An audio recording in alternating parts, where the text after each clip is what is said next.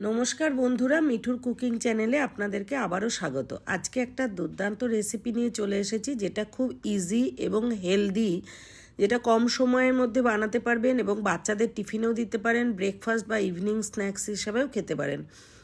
পাউরুটি দিয়ে bread sandwich করেছি আমি। কিছু এটাতে আমার মেয়ে হেল্প করেছে, মানে ওই করতে চাইছে, আমি জাস্ট ওরকে বলে বলে দিচ্ছিলাম। তো কিছু সবজি কেটে নিয়েছে, এর মধ্যে গাজর, ক্যাপসিকাম আর পেঁয়াজ কুচি করে নেওয়া আছে, এর মধ্যে টমেটো কুচি করা আছে, আলু কুচি করে নেওয়া হয়েছে, আর গ্রেটারে গ্রেট করে নেওয়া হয়েছে রসুন, আর এখানে কিছু কারি পাতা কুচি করে নেওয়া হচ্ছে। কারি পাতার সেন্টটা কিন্তু একটু সাউথ ইন্ডিয়ান ডিশের টেস্ট এবং মানে ঘ্রাণটা ওরকমই আসে।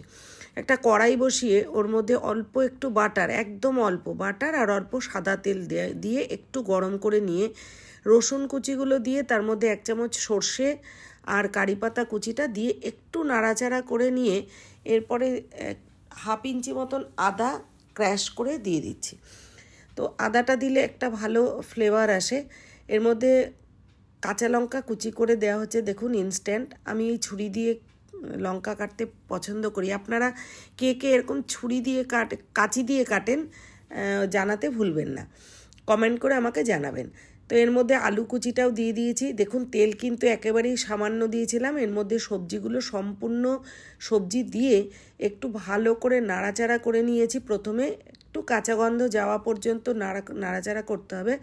এরপরে লবণ দিয়ে দিচ্ছি স্বাদ মতো, দিয়ে একটু নাড়াচাড়া করে কিছুক্ষণ ঢাকা দিয়ে রাখলে কিন্তু সবজিগুলো একেবারেই নরম হয়ে যাবে আর সেদ্ধ হয়ে যাবে।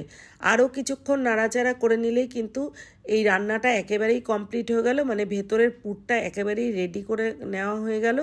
এরপর একটা প্লেটে ঢেলে নিতে হবে, নিয়ে কিছুক্ষণ বা একটা বাটিতে যাতে হোক ঢেলে রাখতে হবে কড়াইয়ের থেকে, দিয়ে ঠান্ডা করতে হবে। এর মধ্যে চাইলে আপনারা একটা সেদ্ধ ডিম গ্রেট করে দিতে পারেন, বা কাঁচা ডিমও ওই কড়াইতে থাকা অবস্থায় কাঁচা ডিমও দিতে পারেন, আলাদা একটা টেস্ট আসবে। আমি ডিম দেইনি এখানে। এরপরে কিছু চিজ গ্রেট করে রেখে দিয়েছি আলাদা ডিশে। এবার স্যান্ডউইচ মেকার নিয়েছি, আপনাদের স্যান্ডউইচ মেকার থাকলে তাতে করবেন, বা আমি তাওয়াতেও দেখিয়ে দেবো। যাদের স্যান্ডউইচ মেকার নেই, একদম চিন্তা করার কিচ্ছু নেই, খুব ইজি পদ্ধতিটা। পাউরুটি নিয়েছি, এর মধ্যে বাটার ব্রাশ করে নিতে পারেন, কিন্তু যেহেতু আমি একটু হেলদি ভার্সন করার চেষ্টা করেছি বা হেলদি করে খাওয়াবো বাচ্চাকে, এই কারণেই বাটারটা ব্রাশ করিনি। সবজিগুলো খুব সুন্দর করে স্প্রেড করে পুরো পাউরুটির মধ্যে স্প্রেড করে ছড়িয়ে দিয়ে নিতে হবে। তারপরে চিজ, গ্রেট করা চিজটা ওপর থেকে দিয়ে দিতে হবে। একটু ভালো করে দিলে বেশি ভালো হতো, যেহেতু ও ছোটো মানুষ, ও নিজে থেকেই দেবে বলে এরকম অল্প অল্প করেই দিয়েছে। তো এরপরে উপর থেকে আরেকটা পাউরুটি চাপা দিয়ে স্যান্ডউইচ মেকারটাকে বন্ধ করে দিতে হবে, মানে দিয়ে সুইচটা অন করে দিতে হবে। মিনিট 5ও লাগে না, মিনিট 3-4-এর মধ্যেই স্যান্ডউইচটা একেবারেই রেডি হয়ে যায়। এরপর সস দিয়ে পরিবেশন করলেই কিন্তু হয়ে যাবে। এরপরে তাওয়াতে দেখিয়ে দিচ্ছি আমি আরেকটা করে। তাওয়াতে একটুখানি বাটার ব্রাশ করে নিয়েছি, নিয়ে দেখুন প্রথমে পাউরুটি দুটো ঠিক সেমভাবে সাজিয়ে রেখে দিলাম।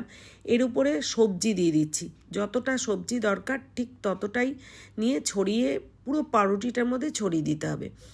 দিয়ে এর মধ্যে গ্রেট করে রাখা চিজ দিয়ে দিচ্ছি উপর থেকে। যতটা পুরো ভর্তি করে যদি দেওয়া হয় তাহলে আরও বেশি টেস্ট লাগবে, আমি অল্প করেই দিয়েছি। দিয়ে আরেকটা পাউরুটি দিয়ে চাপা দিয়ে দিয়েছি। এক পিঠ যখন ব্রাউন করে ভাজা হয়ে যাবে তখন হাত দিয়ে ধরে আস্তে করে উল্টে দিলেই কিন্তু আরেক পিঠ ভাজার জন্য তৈরি হয়ে যাবে।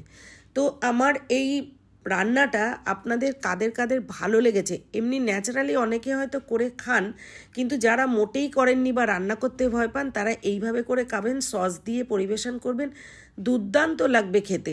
পেটও ভরবে, মনও ভরবে, বাচ্চাও খুশি, বড়রাও খুশি। তো এইভাবে করে করে খেয়ে দেখবেন এবং জানাতে ভুলবেন না যে কেমন লাগলো। টেস্টটা কিন্তু অসাধারণ লেগেছে। Thank you.